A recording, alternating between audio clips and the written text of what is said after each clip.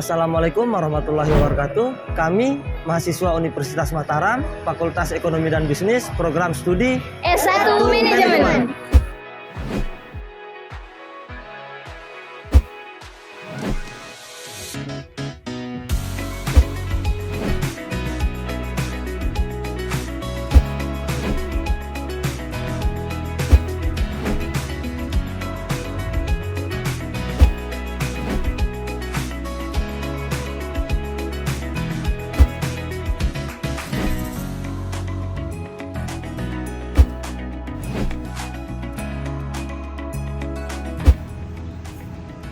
Demokrasi merupakan sistem pemerintahan yang memberikan dan mengizinkan kepada setiap warga negaranya untuk berpendapat dan ikut serta dalam pemilihan keputusan di pemerintahan.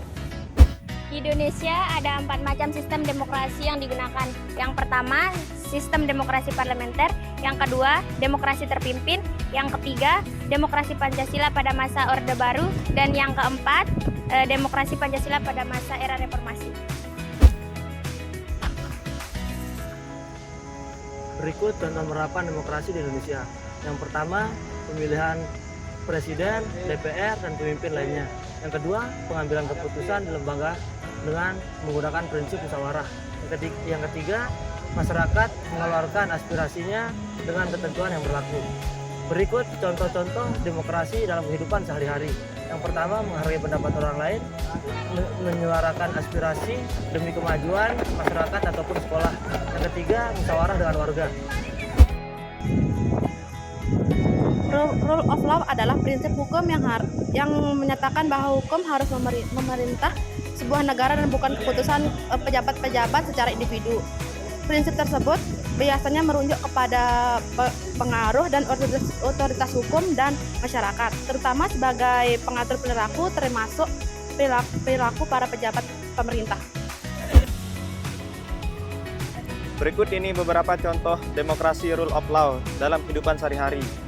Yang pertama, bersama-sama untuk saling menjaga ketertiban di lingkungan masyarakat. Yang kedua, ikut ambil alih dalam pemilihan umum baik di desa, kabupaten, ataupun negara. Dan yang ketiga, ikut berpartisipasi dalam iuran kemasyarakatan. Pendidikan anti korupsi adalah tindakan untuk mengendalikan atau mengurangi korupsi berupa keseluruhan upaya yang dilakukan untuk mendorong para generasi muda untuk mengembangkan sikap menolak secara tegas terhadap setiap bentuk korupsi. Contoh anti korupsi yang mencerminkan nilai kejujuran. Yang pertama, melakukan pekerjaan yang harusnya diselesaikan. Yang kedua, tidak menyontek atau menyalin pekerjaan orang lain. Yang ketiga, tidak memanipulasi data dan fakta pada suatu pekerjaan. Yang keempat, bersikap arif dan bijaksana dalam mengambil keputusan.